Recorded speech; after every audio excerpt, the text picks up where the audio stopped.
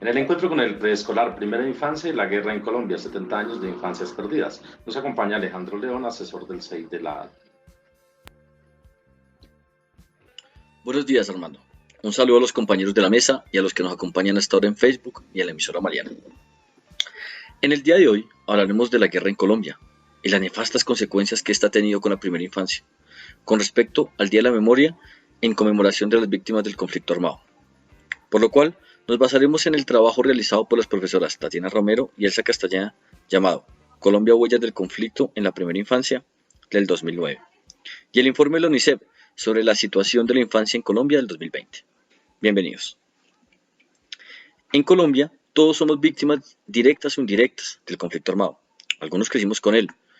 Tuvimos que vivir el conflicto de muchas maneras, y eso llevó a muchos a generar una falta de empatía sobre los hechos horribles de la guerra, la cual se ha manifestado durante años de enfrentamientos ideológicos y armados de maneras atroces, más cuando los niños y niñas son las víctimas directas de este, dando un significado más cruel a la palabra guerra.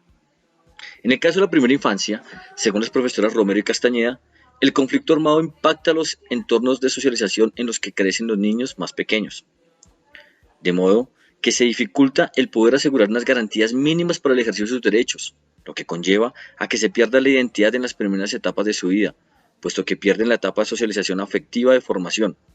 Es decir, el conflicto armado robó la niñez, aniquiló los sueños y robó las vidas de varias generaciones.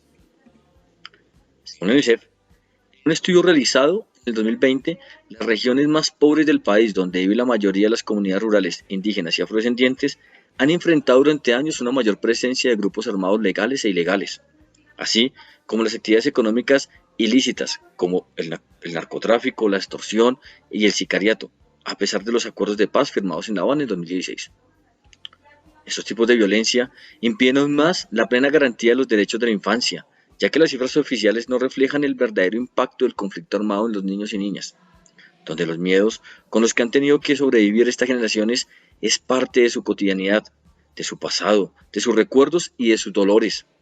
Esto en el seno de una sociedad indolente e hipócrita que se llena de discursos y no de acciones para solucionar este tipo de problemáticas.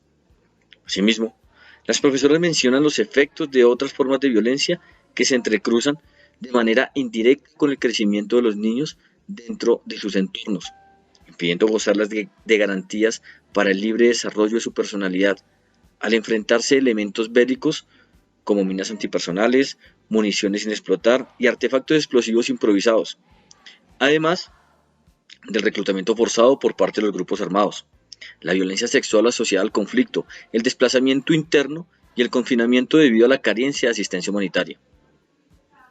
A la fecha, es imposible saber con certeza cuántos niños y niñas y adolescentes están vinculados a los grupos armados. Según el Bienestar Familiar, asistió 5.417 niños y niñas adolescentes desvinculados a grupos armados ilegales, es decir, 28% niñas y 72% niños.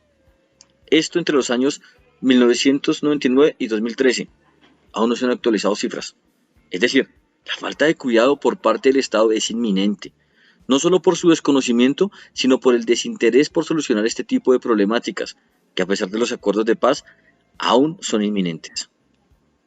Por otro lado, el sistema educativo del país aún trabaja en proveer educación de calidad para la inclusión y retención de niñas y niños y adolescentes en las escuelas, en especial para indígenas y afrodescendientes. Según la UNICEF, cada 100 estudiantes que ingresan a la escuela en las zonas urbanas, solo 82% completa su educación, debido a una serie de problemáticas sociales, económicas a las que se enfrentan.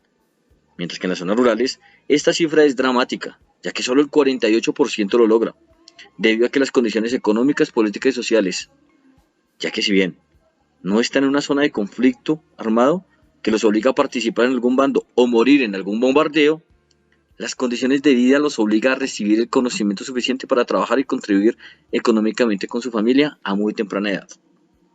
Hoy, a más de 60 años de un conflicto armado y a 5 de la firma de los acuerdos de paz, se hace necesario no solo pensar en los niños y niñas, sino realizar acciones concretas que permitan el desarrollo afectivo, social y académico que requieren estas nuevas generaciones.